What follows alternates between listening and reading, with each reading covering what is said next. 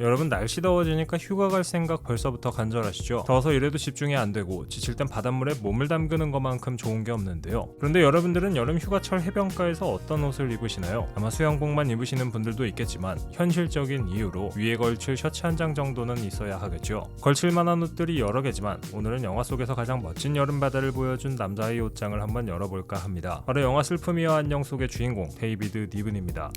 오토 프레밍거 감독의 1958년 영화 슬픔이여 안녕은 프랑스와즈 사강의 동명소설을 원작으로 한 영화로 프렌치 리비에라의 여름 별장을 배경으로 방탕한 중년 남성과 그의 17살 딸이 함께 보내는 여름을 담고 있습니다. 지금 봐도 놀랍도록 세련된 컬러 영상에 장세베르그의 짧은 머리와 지방시 드레스, 데보라카의 우아함이 넘쳐나는 영화인데요. 그런데 오늘 이야기하고 싶은 건 여성 패션이 아닙니다. 데이비드 니븐이 연기한 아버지 레이몬드가 입고 나오는 샴브레이 셔츠와 수영복입니다. 화려하지 않습니다. 비싸 보이지도 않습니다. 오히려 어딘가 허름해 보이기도 하는데요. 그런데 이상하게 자꾸 눈이 갑니다. 영화 속에서 데이비드 니븐이 맡은 레이몬드는 돈 많은 플레이보이입니다. 별장은 넓고 해변도 넓고 정부는 딸과 나이 차이가 얼마 나지 않습니다. 어찌 보면 한심한 인물인데 데이비드 니븐이 연기하면 묘하게 품위가 있어 보입니다. 영국 배우 특유의 골격과 태도 때문이기도 하지만 사실 그 품위의 상당 부분은 옷에서 나옵니다. 영화 속에서 가장 인상적인 장면이 있습니다. 영화 초반 레이몬드와 딸 세실이 아침 인사를 나누는 장면인데요. 두 사람은 나란히 서 있고 거의 똑같은 셔츠를 입고 있습니다. 허리 부분을 묶어서 입은 연한 파란색의 샴브레이 셔츠, 아버지와 딸이 같은 옷을 입고 있다는 게 이 영화의 묘한 분위기를 압축해서 보여주는 장면이기도 한데요. 당시 이 영화의 의상 코디네이터를 맡은 호프 브라이스가 이 선택을 한 데는 이유가 있습니다. 이 두 사람이 얼마나 가깝고 얼마나 닮았는지를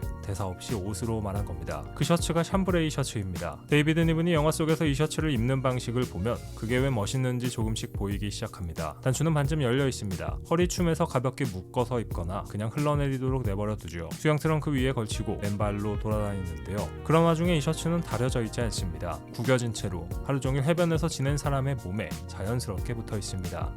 샴브레이라는 이름이 생소하신 분들도 있을 텐데요. 샴브레이는 16세기 프랑스 북부 캉브레 지방에서 유래한 면 소재의 직물입니다. 얼핏 보면 데님과 비슷하게 생겼는데요. 두 소재 모두 파란색 날실에 흰색 CC를 엮는 방식이지만 샴브레이는 1곱하기 1 패턴으로 짜이고 데님은 2 곱하기 1 패턴으로 짜입니다. 쉽게 말하면 데님이 더 촘촘하게 짜이고 샴브레이는 덜 촘촘하게 짜인다는 건데요. 덕분에 샴브레이가 데님보다 가볍고 통기성이 훨씬 좋으며 여름에 자주 사용되는 소재이기도 하죠. 미국에서는 1901년 해군 작업복 유니폼에 처음 공식 채택됐습니다. 당시 해군 제국품에는 샴브레이 셔츠와 데님 트라우저가 세트로 포함됐고 셔츠는 연한 파란색에 장단 소매 두 가지 버전으로 나왔습니다. 그러니까 이 셔츠는 원래 군인들 혹은 노동자들의 옷이었던 겁니다. 그 노동자들의 셔츠를 1958년 영화 속에서 프렌치 리비에라의 별장에 놀러온 부잣집 남성이 입고 나온 겁니다. 그것도 아주 자연스럽게 말이죠.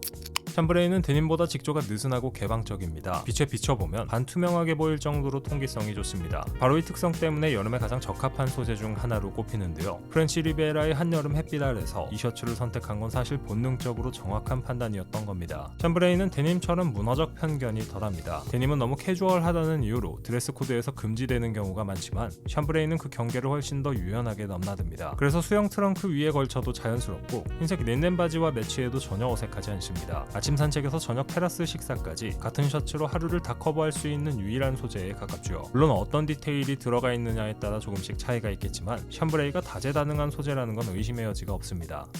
다시 영화로 돌아오겠습니다. 레이몬드가 샴브레이 셔츠를 입는 방식에는 규칙이 없습니다. 단추를 몇 개 잠그느냐도 그때그때 다르죠. 밑단을 넣을 때도 있고 아닐 때도 있는데요. 그냥 몸이 이끄는 대로 입습니다. 이게 중요합니다. 이 사람은 어떻게 보일지를 계산하지 않습니다. 오늘 날씨가 얼마나 더운지 지금 뭘 하려는지에 맞게 그냥 입습니다. 결과적으로 그 무심함이 스타일이 되는 거죠. 하지만 이렇게 무심하게 입었음에도 신경 쓴 부분이 하나 있는데요. 바로 가슴 부분에 작게 새겨진 이니셜, 즉 모노그램입니다. 모노그램이라는 게 사실 굉장히 오래된 관습입니다. 왕실이나 귀족들이 자신의 소유물에 이니셜을 새겨 넣던 것에서 시작됐는데요. 셔츠와 손수건, 침구류, 심지어 은식기에까지 내 것임을 표시하는 동시에 나라는 사람의 취향과 격을 드러내는 방식이었습니다. 가슴 부분에 작게 새겨진 이니셜 디테일 하나 덕분에 레이몬드라는 사람이 훨씬 더 고급스러워지는 이유입니다. 그런데 레이몬드의 모노그램은 과시와는 결이 조금 다릅니다. 우선 크기가 작습니다. 가슴 한쪽에 조용히 새겨져 있고 찾으려고 보지 않으면 잘 보이지도 않습니다. 화면 밖에서 보는 사람에게 보여주려는 모노그램이 아니라 이 셔츠가 내 거라는 사실을 스스로 알고 있는 사람의 모노그램이죠. 이게 레이몬드라는 인물의 스타일을 가장 잘 설명하는 디테일입니다. 겉으로는 아무렇게나 입은 것처럼 보이지만 그 안에는 자기 자신에 대한 분명한 감각이 있습니다. 구겨진 셔츠와 풀린 단추, 그리고 조용한 이니셜, 남들에게 보여주기 위한 멋이 아니라 자기 자신을 위한 멋입니다. 그리고 바로 그 태도가 역설적으로 가장 눈에 띄는 스타일이 됩니다.